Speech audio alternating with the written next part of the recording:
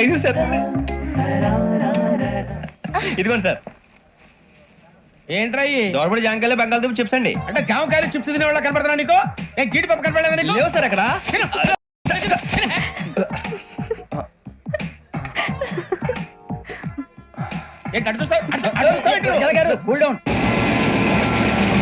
Software industry రోజు రోజు పడిపోతుంది సార్. సాఫ్ట్ గా ఉంటే ఏదైనా పడిపోతుంది సార్.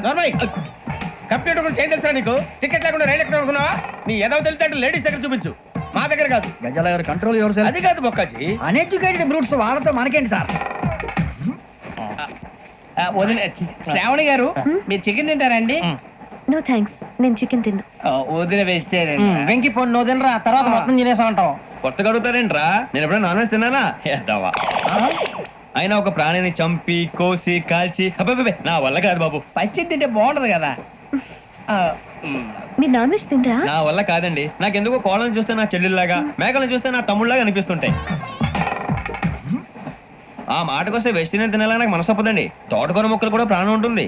అవి కూడా తినకపోతే మన ప్రాణాలు పోతాయని తింటాం తప్ప లేకపోతే వద్దని చెప్పాను కదా. Have it please. చిచి అవునీ నాన్ వెజ్ తినరా? తింటానండి. మరి ఇందాక తిన్నాను కదండి.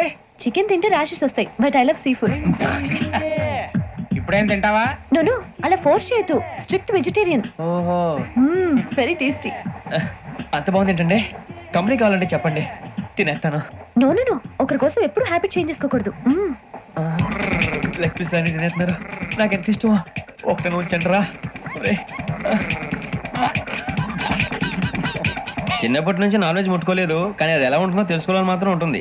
జేసీ గారిని అడిగితే మంచి అకేషన్ చూసి మొదలు పెట్టరా అన్నారు. మీరు పరిచయం అయ్యారు, ఎందుకంటే అకేషన్ ఏంటండి? మొదలెట్టేయమంటారా?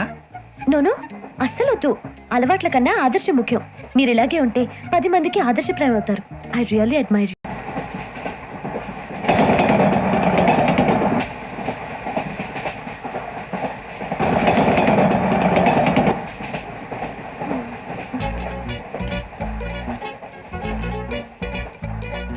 ఏం చేస్తున్నాడు వీడు? లైన్ లో పెట్టాడు. ఓకేరా, నువ్వు లెక్కి వెళ్ళరా. Photo photo photo. ఇంకోటి స్మైల్. ఎక్కడ చెప్తాం. ఒక నిమిషం ఉండు. నా పండే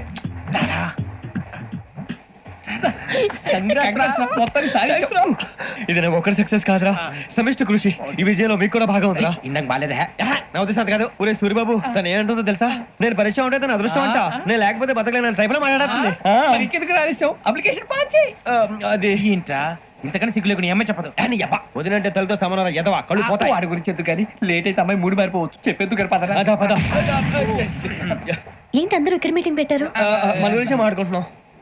అవును మీరు ఎక్కడ దాకా? ఇక్కడ దాకా. ఓ తప్పకుండా రా, వెళ్ళండి వెళ్ళండి మీరు వెళ్ళండి వెళ్ళండి చెప్తాను వెళ్ళండి.